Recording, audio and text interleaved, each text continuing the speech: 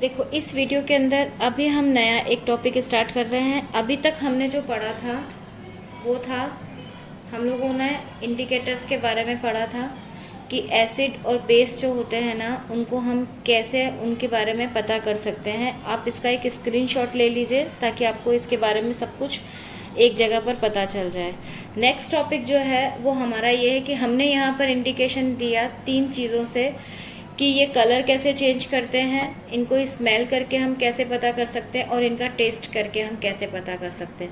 Next अब हम इनके बारे में properties of acids and bases हम इनके बारे में पढ़ेंगे। तो सबसे पहले तो हम इनके बारे में यही पढ़ेंगे कि एसिड्स और बेसेस जो है ना, ये मेटल के साथ कैसे रिएक्ट करती हैं। या मैं अगर आपको स्टार्टिंग से बताऊं तो जैसे आपको फर्स्ट टॉपिक लिखना है यहाँ पर कि एसिड एंड बेसेस जो हैं वो ब्लू पेपर को, लिटमस पेपर को, एसिड जो है वो ब्लू को रेड कर देगा, बेस जो है वो रेड को ब्लू कर देगा। फिर उसके बाद ये टेस्ट में सार होते हैं, ये बिटर होते हैं। उसके बाद क्या होता है कि ये क्या करते हैं, एसिड्स जो होते हैं ना वो इलेक्ट्रिसिटी को कंडक्ट करते हैं। जितने भी एसिड्स होंगे वो इलेक्ट्रिसिटी को कंडक्ट करेंगे। यहाँ पर अभी मैं आपको जो सेकंड जो इसमें बता रही हूँ कि how they react with metal.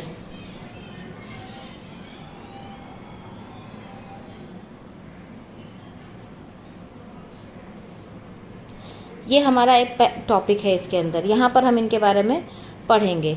तो हमको पता है कि एसिड्स जो हैं, जिसके अंदर देखो अभी मैंने आपको शायद एसिड्स और बेसिस के बारे में बताया नहीं है, तो सबसे पहले मैं आपको एसिड और बेस बता देती हूँ, जिनके कुछ एग्जांपल्स हैं। जैसे मैं बता देती हूँ आपको कि जैसे देखो H2SO4 जिसे हम कहते हैं sulphuric acid, HCl, H2CO3 carbonic acid, HNO3 nitric acid, ये सब एग्जाम्पल हैं। इसके अलावा vinegar, tartaric acid, oxalic acid. देखो एसिड का स्ट्रॉन्गनेस, कौन एसिड स्ट्रॉन्ग है, कौन एसिड वीक है, ये मैं आपको एक पूरा अलग से एक वीडियो लूँगी, उसमें मैं आपको इसके बारे में पूरा बताऊंगी। वहाँ पर हम लोग यूनिवर्सल इंडिकेटर के बारे में भी पढ़ेंगे और इनकी एसिडिक जो इनका स्ट्रॉन्गनेस है और इनकी वीकनेस है वो हम सारा पढ़ेंगे। यहाँ पर मैं सिर्फ आपको एक बार एग्जांपल्स बता रही हूँ। तो जैसे इनके अंदर क्या होता है कि हाइड्रोजन जो है ना वो इनके अंदर कॉमन होता ही है, और इनके अंदर चूँकि एसिड्स है तो इनके अंदर हाइड्रोजन आयन होंगे, और बेस है तो इनके अंदर OH- आयन होता ही होता है। तो आप इसके अंदर देखो लिख सकते हैं, जैसे स्ट्रॉन्ग एसिड के अंदर बेसिस के अंदर KOH आ गया, NaOH आ गया, MgOH2 आ गया, और इस तरह के आपको बहुत सारे एग्जांपल आगे पता चलते जाएंगे। तो ये बेसिक ये एसिड्स हैं और ये बेस हैं। तो अब आगे हम जो भी इनकी रिएक्शन के बारे में पढ़ेंगे तो हम इनके यहाँ पर इनका एग्जांपल लेते जाएंगे। तो जैसे सबसे पहले how the react with metal, तो मैं यहाँ पर सबसे पहले रह सकती हूँ कि एसिड रिएक्ट विद मेटल। यहाँ पर हम ये पढ़ रहे हैं एसिड रिएक्ट विद मेटल। तो देखो एसिड के अंदर हम लोग कोई भी एग्जांपल ले सकते हैं। मान लो मैंने HCl ले लिया। HCl एक कॉमनली यूज्ड एसिड है। एसिड जो है वो मेटल के साथ कैसे रिएक्ट करेंगे, तो मान लो अगर हमने HCl लिया या H2SO4 लिया या हम जो भी ले सकते हैं। तो मान लो HCl लिया है मैंने यहाँ पर, और इसके साथ मैंने ले लिया है जिंक। ये क्या है, सॉलिड फॉर्म में रहता है, ठीक है ना। HCl है और जिंक है, तो HCl के साथ जिंक यानी एसिड के साथ मेटल, HCl के साथ जिंक क्या हो गया, ये एसिड है और ये मेटल है। तो ये आपस में जब भी रिएक्ट करेंगे तो हमें क्या देते हैं, ये हमें देते हैं सॉल्ट और हाइड्रोजन गैस। तो ये आपको हमेशा याद रखना है कि जब भी ये करेंगे इनके अंदर से गैस फॉर्म में हाइड्रोजन तो निकलना ही है। ये हमें याद ही रखना है कि हाइड्रोजन गैस हमेशा लिबरेट होगी, और बाकी का जो कुछ बचेगा वो यहाँ पर हम लोग लिख सकते हैं। तो यहाँ पर आ गया ZnCl2, जिंक क्लोराइड हमें मिलेगा, Zn मिलेगा और Cl2 मिलेगा, ये हमारा सॉल्ट बन गया। तो इसकी इक्वेशन में हम यहाँ पर इसको इस तरह से इंडिकेट करेंगे। तो इसको हम कंप्लीट कर देते हैं इस तरह से। तो हमेशा याद रखना कि एसिड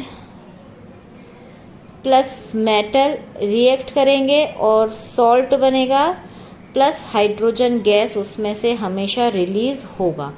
और हाइड्रोजन गैस उसमें से रिलीज़ होगा तो हमें पता चल जाएगा कि वो यहाँ पर जो है वो एसिड ने रिएक्शन हुआ है। हाइड्रोजन गैस को हम कैसे इंडिकेट कर सकते हैं, कैसे पता करेंगे कि हाइड्रोजन गैस जो है ना वो एक पॉपिंग साउंड के साथ बर्न होती है। पॉपिंग साउंड मतलब पटाखे के जैसे पट पट पट ऐसे पॉपिंग साउंड इसमें से निकलता है, पॉप पॉप पॉप ऐसे एक साउंड के साथ ये बर्न करती है। इसका आपके देखिए आपकी बुक में इसके अंदर अगर हम HCl की जगह यहाँ पर हम H2SO4 का एग्जाम्पल भी ले सकते हैं। जैसे मान लो मैंने जिंक ले लिया प्लस उसके साथ मिला दिया मैंने H2SO4, तो यहाँ पर क्या होगा, हमको पता है कि हाइड्रोजन गैस तो पहले रिप्लेट होगा ही, तो बचा क्या, जिंक और SO4, तो ZnSO4। ये हमेशा याद रखना कि जो भी हाइड्रोजन एसिड का है, एसिड का हाइड्रोजन हमें हाइड्रोजन के जैसे निकाल देना है और बाकी का जो कुछ बचेगा उसको सॉल्ट बना देना है। ये इक्वेशन हमें याद रखनी है।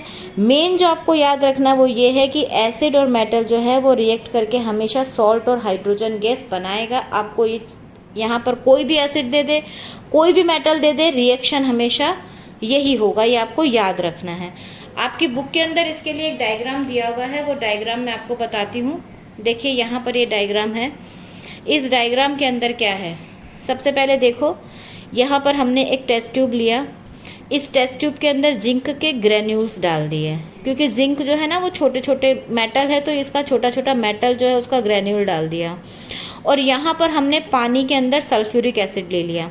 देखो सल्फ्यूरिक एसिड जो है ना बहुत स्ट्रॉन्ग एसिड होता है, इसको हम लोग डायरेक्ट यानी कंसनट्रेटेड फॉर्म में कभी भी यूज़ नहीं करते हैं, इसको हमेशा हम लोग डाइल्यूट करके ही यूज़ करते हैं। तो इसके अंदर डाइल्यूट सल्फ्यूरिक एसिड है ये। अब देखो इसके अंदर से रिएक्शन हो रहा है, यहाँ पर ये प्रोसेस आ गया जो जिंक और एसिड का रिएक्शन जो है वो शुरू हो चुका है। और हमको पता है कि जिंक और एसिड का रिएक्शन होगा तो हाइड्रोजन गैस इसमें से बाहर निकलेगा। हमने यहाँ पर कॉर्क लगा के इसको फिक्स कर दिया ताकि गैस ऐसे ही ना निकल जाए।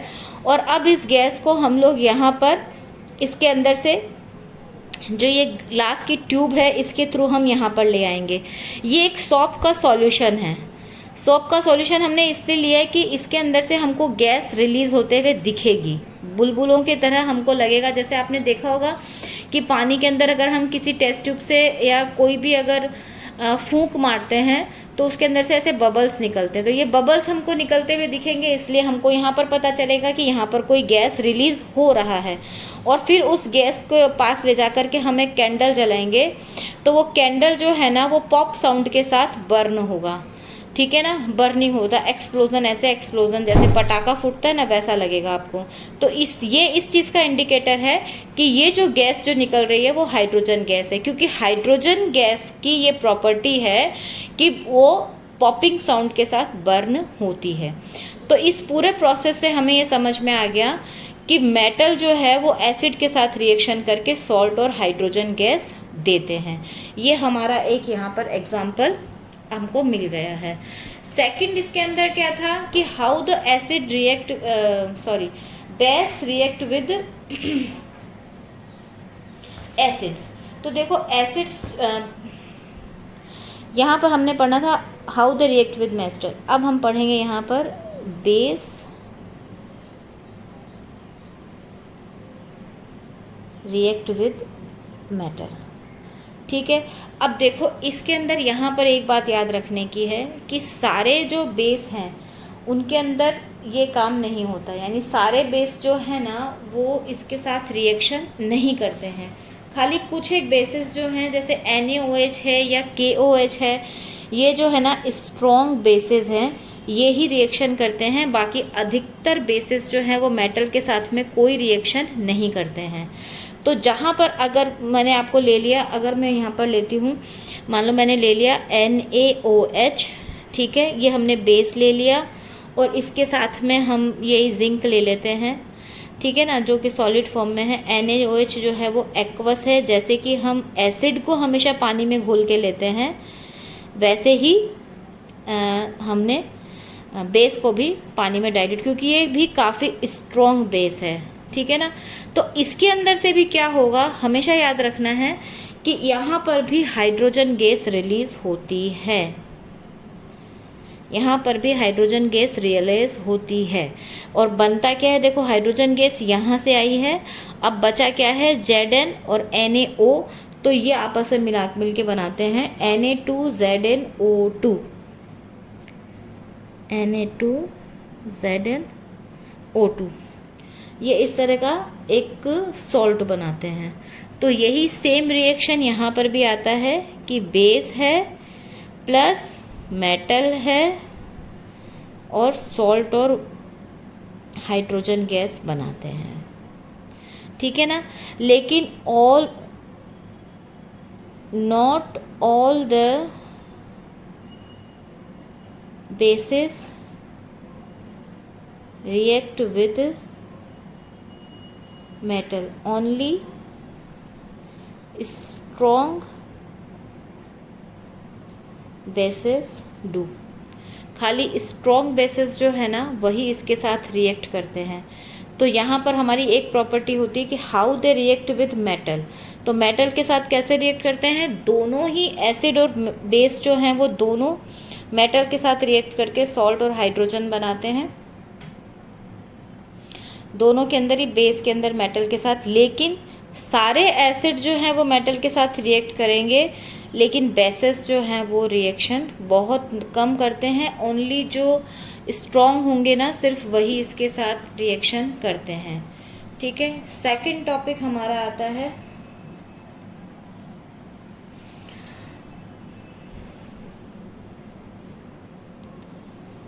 how they react with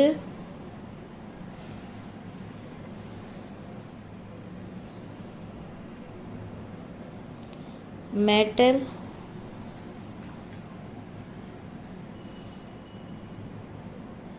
carbonates and metal